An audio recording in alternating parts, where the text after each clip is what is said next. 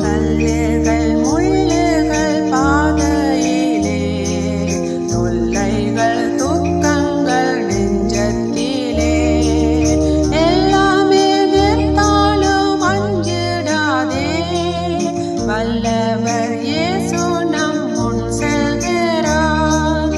நெஞ்சமே நீ அஞ்சிடாதே, நம்பினோரை கிருபை சூழ்ந்திடுதே. இம்மட்டும் காத்தவர் இம்மானுவேல், என்றென்றும் காத்துன்னை நடத்துவார்.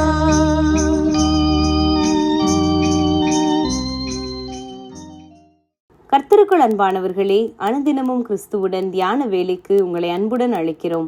இன்றைய தியானத்திற்கான வேத வாசிப்பு நீதிமொழிகள் 6ஆம் அதிகாரம் வசனங்கள் 6 முதல் 11 வரை. தியானத்திற்கான தலைப்பு ஆயத்தமுள்ள வாழ்வு. சோம்பேறியே, நீ எறும்பினிடத்தில் போய் அதன் வழிகளை பார்த்து ஞானத்தை கற்றுக்கொள். நீதிமொழிகள் 6:6. பல எறும்புகள் சேர்ந்து ஒரு உணவை சுமந்து கொண்டு தங்கள் இருப்பிடத்திற்கு செல்ல முற்பட்டன. ஒரு கதவுக்கு கீழாக அதை சுமந்து செல்வதற்கு மிகவும் பிரயாசப்பட்டன. அது முடியாததாக இருந்தது. ஆனாலும் அவைகள் அதை விட்டுவிடவில்லை. பலவாறாக முயற்சி செய்து ஒருவாறு அதை கதவுக்கு கீழாக கொண்டு சென்றன. இதை நான் பார்த்து கொண்டிருந்தேன். நம்மோடு ஒப்பிட்டு பார்க்கும்போது எறும்பு என்பது மிகவும் அற்பமான ஒரு பிராணி. ஆனால் அதற்கு இருக்கும் சுறுசுறுப்பும் விடாமுயற்சியும் வியக்க வைக்கிறது.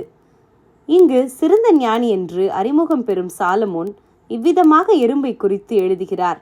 சோம்பேறியே, நீ எறும்பினிடத்தில் போய் அதன் வழிகளை பார்த்து ஞானத்தை கற்றுக்கொள். அது கோடை காலத்தில் தனக்கு ஆகாரத்தை சம்பாதித்து அறுப்பு காலத்தில் தனக்கு தானியத்தை சேர்த்து வைக்கும். எறும்புதான் சேர்த்து வைத்திருக்கும் தானியத்தை பாதுகாப்பதற்கு இடம் மாறி போகும். மழை காலத்தில் தனக்கு ஆபத்து வந்துவிடும் என்றறிந்து தனது தானியத்தை எடுத்துக்கொண்டு இடம் மாறும். எறும்பு இடம் மாறுவதை பார்த்து மழை வரப்போகிறது என்றும் சொல்லுவார்கள். பிரியமானவர்களே, மழைக்காலத்துக்கு முன்பு தனக்கு தேவையான உணவை ஆயத்தத்தோடு சேர்த்து வைக்கும் எறும்பை போல நமது வாழ்வில் எதிர்நோக்கும் எல்லா பிரச்சனைகளுக்கும் நாம் தாக்குப்பிடிக்கும் வண்ணம் நமது இருதயத்தை தேவனுக்குள்ளாக ஆயத்தப்படுத்தி வைக்க வேண்டும். சோதனை வந்த பின் தேவனை நோக்கி நாம் வேண்டுவதிலும் பார்க்க, அதற்கு முன்னரே அவருடைய சமூகத்திலும் அவருடைய வார்த்தையிலும் அவருடைய உறவிலும் நம்மை ஆயத்தப்படுத்தி பலனாக வைத்திருப்பதே ஆயத்தமுள்ள வாழ்வுக்கு உகந்ததாகும். எறும்பிலும் பார்க்க நாம் எவ்வளவு காரியங்களில் விசேஷித்தவர்கள்.